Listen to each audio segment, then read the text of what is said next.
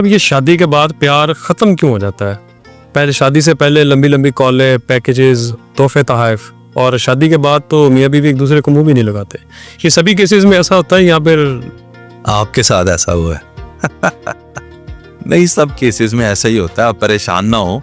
मैं व्यूअर से ये दरख्वास्त करूंगा कि पूरी वीडियो ये वाली देख लें। हो सकता है जो जिस रिश्ते में आप इस वक्त हैं और आपको जो लग रहा है कि हमारा प्यार ख़त्म हो गया और एक दूसरे से जो बहुत ज़्यादा डिमांडिंग नेचर आपकी हो जाती है, आप बेटर अंडरस्टैंड कर सकेंगे अब आप किस रिश्ते में। तो और आपके व्यूअर्स से ये भी दरख्वास्त कि हमारे यूट्यूब चैनल आसिफ जट पॉडकास्ट को भी सब्सक्राइब करें। अच्छा, आप कह रहे हैं कि शादी के बाद प्यार जो है वो ख़त्म क्यों हो जाता है? ख़त्म क्यों हो जाता है? भाई, जो अट्रैक्शन होती है वो शादी से पहले ही होती है। किसी भी चीज़ को हासिल करने से पहले तक उसको हासिल करने की जद्दोजहद होती है जी। फॉर एग्जाम्पल, ये मोबाइल फ़ोन है, इसको हासिल करने की आपकी जद्दोजहद थी।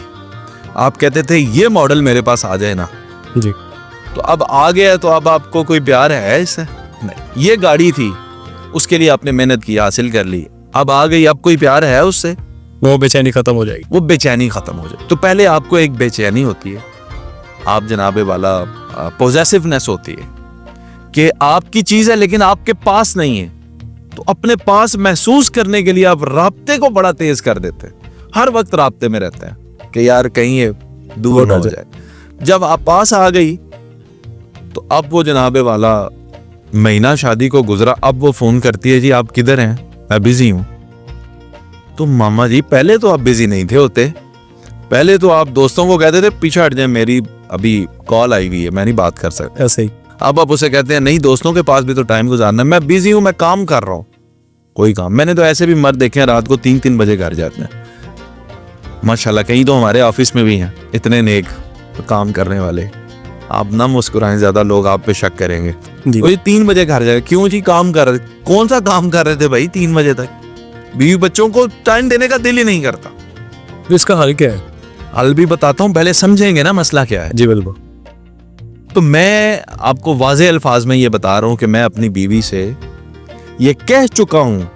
अब ये लफ्ज बड़े कीमती हैं, मैं चाहूंगा गौर से सुने जाएं और समझा जाए इन्हें। मैं अपनी बीवी से वाज़े तौर पे ये कह चुका हूँ कि मुझे अब आपसे कोई मोहब्बत नहीं है, कोई प्यार नहीं है। आपने कह दिया? वाज़े तौर पे तो अब तो मैंने कैमरे पे कह दिया ना। सही है। हूं तो मेरी है एविडेंस हो गया ना। लेकिन इसकी वजाहत में ये है कि अब मोहब्बत की जरूरत भी नहीं। फिर किस चीज़ की जरूरत? जिस्म के एक हिस्से को दूसरे हिस्से की जरूरत नहीं होती, वो यकजान होते हैं। चाहे जिस्म के हाथ का नाखून टूटे या पांव का नाखून टूटे, जिस्म उस तकलीफ में कमी या ज्यादती नहीं करता, एक जैसा फील करता है। एक जैसा फील करता है।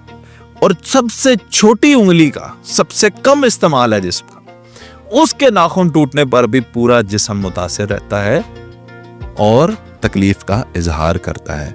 सर का बाल बारीक पतला उतर जाए, कोई फर्क भी नहीं पड़ता जिस्म को, लेकिन उसके टूटने का भी उसको पता चलता, एहसास होता है। ऐसे ही आंख, उसके पास मट्टी का एक छोटा सा जर्रा गुजर भी जाए, पूरा जिस्म चुकन्ना हो जाता है। ऐसे ही बॉन्डिंग है। तो मैं वाज़े तौर पे उन्हें कह चुका हूं कि मुझे आपसे कोई मोहब्बत नहीं है, बल्कि अब मोहब्बत से भी आगे का एक दर्जा है और वो है एहसास का और रिस्पेक्ट का और उसकी अहमियत को जानने का, पहचानने का कि what is she for me. वो है क्या?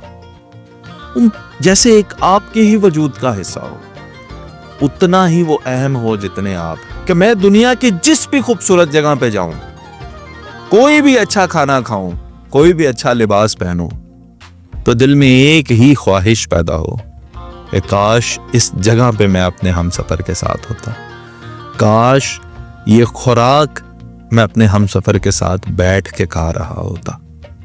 हर जगह पे उसकी कमी को महसूस किया जाए और फिर उसके साथ उन जगहों को एक्सपीरियंस किया जाए, तो जिंदगी खूबसूरत है। मोहब्बत तो डिमांडिंग नेचर है, एहसास में कोई डिमांड नहीं होती थी। ऐसा मोहब्बत में आप मांगते हैं, the moment you say I love you to somebody, आप उसी वक्त आपका कान जो है ना ऐसे हो जाता है, पंजाबी कहते हैं कान खला हो गया, ये सुनने के लिए कि आप कहें आई लव यू टू। कईयां दी इस गल ते लड़ाई भी हो जाती है, आई लव यू टू क्यों नहीं किया। हाँ जी, ये डिमांडिंग इन नेचर है। एहसास डिमांडिंग इन नेचर नहीं है, इसमें आपने देना है। ये डिमांडिंग नहीं, इसमें आपने देना है। एहसास में आपने देना है, वक्त देना है, अहमियत देनी है।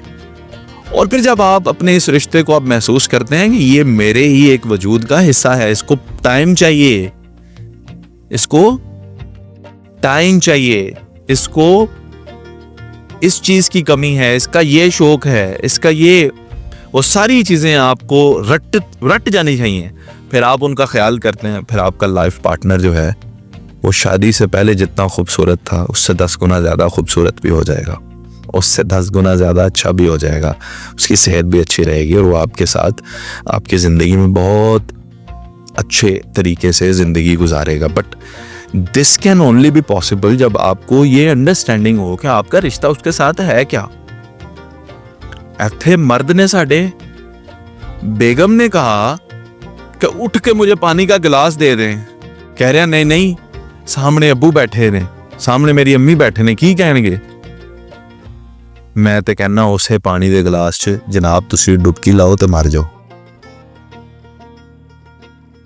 आपको हो क्या गया है। और भाईजान बेगम को वो एक एक्सेप्ट ही नहीं करते कि अब वो इस घर की मेंबर है, यानी जैसे बाहर से कोई आए, मेरी बड़ी तजलील हो जाएगी, मैं बेगम से कोई इजहार मोहब्बत कर दूंगा। क्यों नहीं, पानी क्या दे दूंगा। आप अपने माँ बाप के सामने बच्चों के पैम्पर भी चेंज करें, उसकी हेल्प करें। क्या वो आपकी हेल्प नहीं करती नरोज खान साहब। आप उसको 100 रुपया रोजाना दें योमिया, फर्ज करें इस्तात के मुताबिक कोई 1000 देता होगा, कोई 10,000 भी देते होंगे। ऐसे कि आप अपनी बेगम के पास 10,000 रुपया इकट्ठा करवा दें, मतलब उसी को दें, उसके पैसे, उसे बोलें ये तुम्हारे पैसे हैं, तुमने खुद पे खर्च करने हैं। मैं नरोज खान साहब अपनी सारी जिंदगी इस बात पे दाव लगाने के लिए तैयार हूं, शर्त लगाने के लिए तैयार हूं, वो खुद पे नहीं खर्चेगी, वो या तो आप पे लगाएगी आपके बच्चों पे, वो फिर आप पे आ जाए। और आपको शर्म आती है माँ बाप के सामने उसके लिए पानी का गिलास उठाते हुए, या अपने ही बर्तन जिसमें आपने नाश्ता किया वो उठाते हुए। अगर आप ये नहीं कर सकते तो आप स्टैंड कब लेंगे। जब आपके वालिदैन उसके साथ नाजायज करेंगे, आपके बहन भाइयों में से कोई उसके साथ नाजायज बात करेगा, आप तो स्टैंड ही नहीं ले पाएंगे। नहीं, माँ बाप को मैं नहीं कुछ कह सकता तो कुछ भी मत कहे। सिर्फ और सिर्फ जब आपकी बीवी के साथ कोई गलत बात की जा रही हो, आप अपनी बीवी के आगे आके खड़े हो जाए बस। अगर आपकी जुबान ये इजाजत नहीं देती ना माँ बाप के सामने बोलने की, उसके आगे आके खड़े हो जाएं, उसको अपने हिसार में ले लें, वो सारी जिंदगी आपकी मशकूर रहेगी। बिल्कुल। और वो कभी आपके माँ बाप से बदतमीजी नहीं करेगी। जब आप स्टैंड लेने वाले होंगे, ये सास और बहू की लड़ाइयां तब होती हैं जब मर्द स्टैंड लेने वाला नहीं होता। ऐसे ही मर्द कमजोर होता है, फिर वो आपस में डायरेक्ट हो जाता है। आप फैसला करने वाले बने, बीवी गलत है उसे कहें, माँ बाप गलत है उन्हें समझाएं, और बैलेंस करना ही तो मर्द का काम है। मौजू बहुत लंबा है, मैं बातें फिर और ज्यादा कर जाऊंगा। मेरा ख्याल है कि ये समझाने के लिए इतना बहुत है कि आपका और बीवी का रिश्ता, अब आपको पता है कि मोहब्बत खत्म हो गई है, तो अगली गल जी शुरू हुई है ओनू मनो जी। अब वो आपकी रिस्पॉन्सिबिलिटी है, आपको उसका एहसास होना चाहिए। अगर आपकी बीवी नरोज खान साहब आपको मुंह से बोल के ये बताएगा कि मैं आज तकलीफ में हूं, या मैं उदास हूं, या मेरा बाहर जाके कुछ खाने का दिल कर रहा है, तो आप एक फ्लॉप शोहर है। क्योंकि अगर आपको कभी जिंदगी में भी उससे मोहब्बत थी तो आज ये जरूर होना चाहिए कि वो बोले ना, खुद एहसास हो, आपको पता हो कि उसको क्या चाहिए। एनिया ते दिल दियां गल्लां जानना सीखो नरोज खान साहब। सही बात है। थैंक यू जनाब।